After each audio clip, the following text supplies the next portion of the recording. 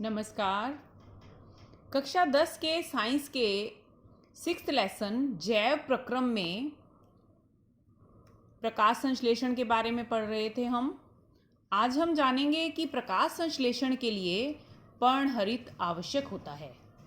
इसे हम बुक में दिए एक क्रियाकलाप से समझेंगे। क्रियाकलाप 6.1। आपने देखा होगा कुछ पौधों की पत्तियां पूरी तरह एक सार हरी नहीं होती, उन पर कुछ सफ़ेद या लाल धब्बे होते हैं। देखिए, जैसे इस मनी प्लांट की पत्ती पर कुछ सफ़ेद धब्बे हैं। इसी पौधे की एक और पत्ती जो कुछ समय पहले तोड़ी गई है, उस पर भी कुछ बड़े सफ़ेद धब्बे हैं। ऐसे पौधों को शबलित पत्ती वाला पौधा कहते हैं। ऐसे एक पौधे को 3 दिन तक अंधेरे कमरे में रखते हैं। अब आप सोचिए क्या होगा अगर उसे अंधेरे में रख दिया। सही सोचा आपने कि प्रकाश संश्लेषण की क्रिया रुक जाएगी। फिर वह पौधा जिंदा कैसे रहेगा? जो ऊर्जा पौधे ने मंड के रूप में इकट्ठी कर रखी थी, वह उस पर जिंदा रहेगा। यानी 3 दिन में उसका सारा मंड खर्च हो जाएगा। उसके बाद उसे 6 घंटे तक सूर्य के प्रकाश में रखेंगे। जैसे हम बहुत भूखा होने पर जल्दी जल्दी खाना खाते हैं, वैसे ही धूप मिलते ही पत्तियां लगेंगी प्रकाश संश्लेषण करने। अब 6 घंटे के बाद एक पत्ती को तोड़कर हम उसके जो अलग अलग कलर हैं उसको ट्रेस कर लेंगे। जैसे इस तरह की पत्ती होगी तो उसे ट्रेस करना काफ़ी आसान रहेगा। इसके ऊपर ट्रेस पेपर रख के और पूरी पत्ती ड्रॉ करेंगे और फिर इन ग्रीन कलर्स को भी ट्रेस कर लेंगे। उसके बाद पत्ती को डालेंगे उबलते पानी में। पानी में जब पत्ती को उबालेंगे, ओह, अब पत्ती की सारी जीवित कोशिकाएं मृत हो जाएंगी और उसमें चल रही सभी जैव रासायनिक क्रियाएं रुक जाएंगी। इसके बाद पत्ती को अल्कोहल में डुबोएंगे और अल्कोहल में डुबोकर उस अल्कोहल वाले बर्तन को, बीकर को जल ऊष्मक पर रखकर गरम करेंगे और इतना गरम करेंगे कि अल्कोहल उबलने लगे। अल्कोहल को जल ऊष्मक पर रखकर ही गरम किया जाता है, क्योंकि सीधा गरम करने पर अल्कोहल उड़ जाता है और उसके आग पकड़ने का भी खतरा बना रहता है। अब पत्ती को निकालेंगे तो पत्ती का रंग उड़ गया होगा और पत्ती का हरा रंग विलयन में आ गया होगा। अब पत्ती को आयोडीन के तनु विलयन में डाल देंगे। आपको याद आ गया होगा कि हम कार्बोहाइड्रेट का पता आयोडीन के विलयन से लगाते हैं। तो हमने आयोडीन के विलयन में इसको क्यों डाला? क्योंकि हम पता लगाना चाहते हैं कि पत्ती के किन किन भागों में मंड का संचय हुआ है।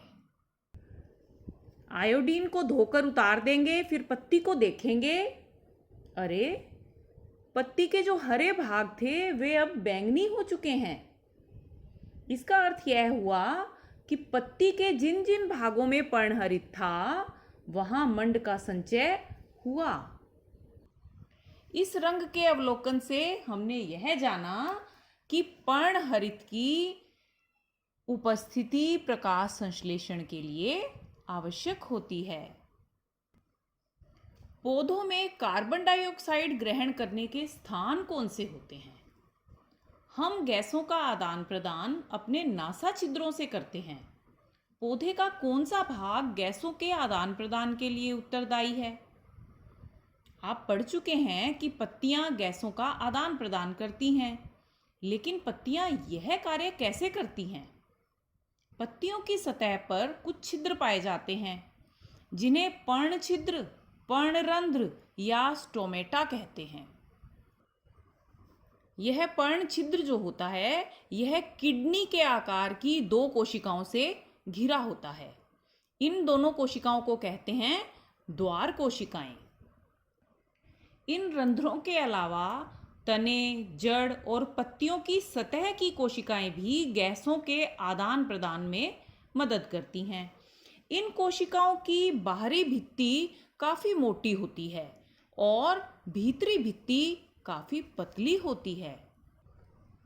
जब ये कोशिकाएं विसरण के द्वारा जल को ग्रहण करती हैं तो इनकी भीतरी भित्ति पर अधिक दबाव लगता है जल का, जिससे ये रंध्र खुल जाते हैं। इसी प्रकार जब जल की हानि होती है तो द्वार कोशिकाएं सिकुड़ जाती हैं और ये रंध्र लगभग बंद हो जाता है। ये दीवार है जो ये यहाँ तक आ जाती है, जिससे रंध्र बंद हो जाता है। उम्मीद है आप समझ गए होंगे कि स्वपोषी पौधे किस प्रकार प्रकाश संश्लेषण की प्रक्रिया करके ना सिर्फ अपनी ऊर्जा की आवश्यकता की पूर्ति करते हैं, बल्कि हमें भी स्वादिष्ट, गुणकारी और पोषक खाद्य पदार्थ प्रदान करते हैं। लेकिन उन्हें भी अपने शरीर के निर्माण के लिए अन्य कच्ची सामग्री की भी आवश्यकता होती है। जब स्थलीय पौधे प्रकाश संश्लेषण के लिए आवश्यक जल को जड़ों द्वारा मिट्टी से सोखते हैं, तब जल के साथ nitrogen, phosphorus, iron, magnesium, copper आदि पदार्थ भी ग्रहण कर लेते हैं। नाइट्रोजन को वे यौगिकों के रूप में ग्रहण करते हैं, जिसका उपयोग वे प्रोटीन और अन्य यौगिकों के संश्लेषण में करते हैं। नेक्स्ट वीडियो में हम जानेंगे कि पौधे किस प्रकार प्रकाश संश्लेषण के लिए कार्बन डाइऑक्साइड की उन्हें आवश्यकता होती है और वे किस प्रकार से कार्बन डाइऑक्साइड द्वारा प्रकाश संश्लेषण करते हैं।